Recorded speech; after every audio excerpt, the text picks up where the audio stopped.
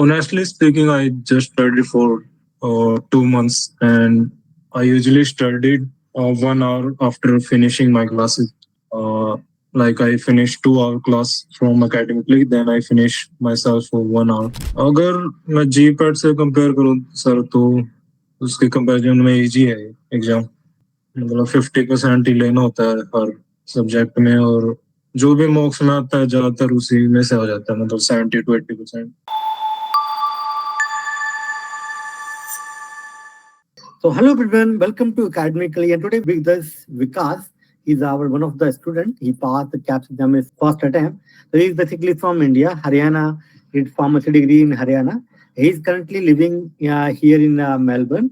तो यहाँ पर जो है स्टडी कर रहे हैं और साथ में जो है कैप्स का उन्होंने प्रिपरेशन किया. तो let's see, because if you are in Australia, so it is very hard journey as compared to India, because you need to go study for your course. You also need to work for support yourself, and simultaneously you need to give time for to study as well for CAP. तो ये सारी चीजों को कैसे manage किया विकास ने, तो उनसे जानते हैं उनकी जुबानी. तो Vikas, first of all congratulations to you. Thank you so much sir, thank you so much. And Vikas, थोड़ा सा अपने बारे में बताइए कि आप कहाँ से हैं और आपका क्या एक्सपीरियंस रहा सो फार. तो सर मैं हरियाणा से हूँ. मैंने 2017 में बैचलर फार्मेसी कंप्लीट की. उसके बाद 2 साल जॉब करने के बाद मैंने ऑस्ट्रेलिया आने का ट्राई किया, पर कोविड में फंसने की वजह से मैं 2022 में यहाँ पे आया मेलबर्न में. और यहाँ पे मैं मास्टर पब्लिक हेल्थ परस्यू कर रहा था. इसके बाद मैंने कैप्स के बारे में सुना और मैंने सर्च किया इंटरनेट पे, तो मुझे एकेडमी के बारे में पता चला. तो मैंने प्रिपरेशन स्टार्ट की सितंबर 2023 में कैप्स के लिए. बीच में मुझे इंडिया जाना पड़ा 2 मंथ्स के लिए फैमिली प्रॉब्लम्स की वजह से, पर अब मार्च में मुझे रिजल्ट मिला उस चीज का, मैं पास हो गया. Okay, congratulations, you passed basically in your first attempt. तो विकास, इन जनरल ये बताओ कि how many hours you study, और आपने कितने टाइम स्टडी किया. मतलब लग के आपने 2 महीने पढ़ाई किया है, 3 महीने पढ़ाई किया है, 1 महीना या 4 महीने, अगर. Honestly speaking, I just studied for 2 months, and I usually studied 1 hour after finishing my classes. Like I finish 2 hour class from academically, then I finish myself for 1 hour. Yeah, and I usually give mocks on weekends. I try to. Okay, आप week में आप जो study करते थे और weekend पे आपने जो मॉक को प्रैक्टिस किया. हाँ जी, हाँ जी, मैं वीकेंड्स पे मॉक को ट्राई करता हूँ. Okay okay, that's good. Good से हम बताइए ये बात. अच्छा, तो विकास, ये टाइम कैसे मैनेज कर रहे थे, बिकॉज आप जॉब भी कर रहे होगे और आप स्टडी भी करते हैं यहाँ ऑस्ट्रेलिया में. तो आप मॉर्निंग में पढ़ाई करते थे, शाम में कैसे करते थे मैनेज. मैं सर रात को करता था. मतलब जॉब मेरी कई दिन तो 12 घंटे भी चलती थी, तो उसके बाद मैं रात को आके 10 या 11 बजे स्टार्ट करता था और 12-1 बजे फिनिश करता था. मतलब 2 घंटे पढ़ता था मैं हर रोज, और वीकेंड पे मैं 6-7 घंटे पढ़ता था. तो Vikas, in your personal the experience, ये बताओ ये एग्जाम कितना टफ है, कितना इजी है, कितना मीडियोकर है, in your own words basically. अब जैसे कि अगर हम इंडिया में देखें तो इंडिया में अपना जो जीपैट एग्जाम होता है, आपने सुना ही होगा, राइट. तो वो थोड़ा सा टफ एग्जाम है. इफ यू कैन कंपेयर, और क्या इजी है, ये टफ है, क्या बोलेंगे आप. अगर मैं जीपैट से कंपेयर करूं सर, तो उसके कंपैरिजन में इजी है एग्जाम.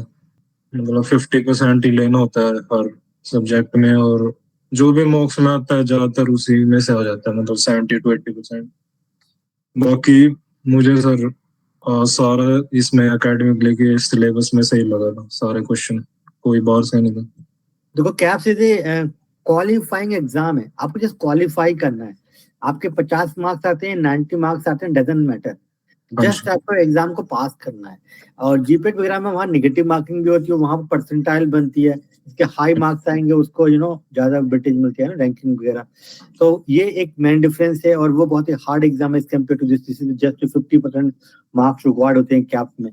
तो विकास, ये बताइए कि आपने पेपर 1 कितने टाइम में कर लिया था, पेपर 2 में कितना टाइम लगा आपको ये दोनों एग्जाम को करने में, और कौन सा पार्ट आपको थोड़ा सा इजी लगा, कौन सा पार्ट आपको हार्ड लगा, ताकि जो फ्यूचर में जो बच्चे हमको देख रहे हैं वो उससे कुछ लेसन ले सकें. और पेपर 1 जैसे 120 मिनट्स में से मैंने लगभग 100 मिनट्स लिए थे, और पेपर 2 भी 1.5 आवर में हो गया था। इसमें मतलब सबसे आपने दोनों पेपर जो है पेपर से अपने टाइम से पहले ही कर लिए? हाँ जी, हाँ जी, मैंने लगभग हाफ एन आवर पहले ही कर दिए थे दोनों पेपर।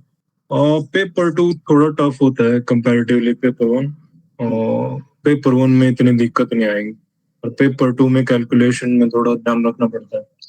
कैलकुलेशन से 15 क्वेश्चन आए थे, तो उसमें थोड़ा टफ होता है। ओके ओके, तो आप बेसिकली कैलकुलेशन और जो केमिस्ट्री होती है तो ऑलवेज थोड़ा सा ठीक ही रहता है, अदरवाइज तो एग्जाम इतना टफ नहीं है। ठीक है तो विकास, अभी और क्या बताना चाहेंगे? आई मीन बहुत सारे student basically they are not decide yet to give this exam. आपका फ्रेंड भी लास्ट वीक मेरे से मिलने आया था और आपका नाम भी लिया था, बेसिकली यहाँ सिडनी में रहते हैं वो। तो बहुत सारे बच्चे ना उनको मालूम ही नहीं है कि ये कैप्स एग्जाम होता है और उनको जाना चाहिए और उनको लगता है बहुत टफ एग्जाम, पास नहीं कर पाएंगे। तो ऐसे लोगों को आप क्या बोलना चाहेंगे? नहीं सर, मैं तो यही एडवाइस दूंगा जो इंडिया में है फिलहाल, तो बजाय कि स्टूडेंट वीजा किसी और स्ट्रीम के लगाने के पहले कैप्स ट्राई करें, और कैप्स के थ्रू ही आने की ट्राई करें यहाँ पे ऑस्ट्रेलिया में।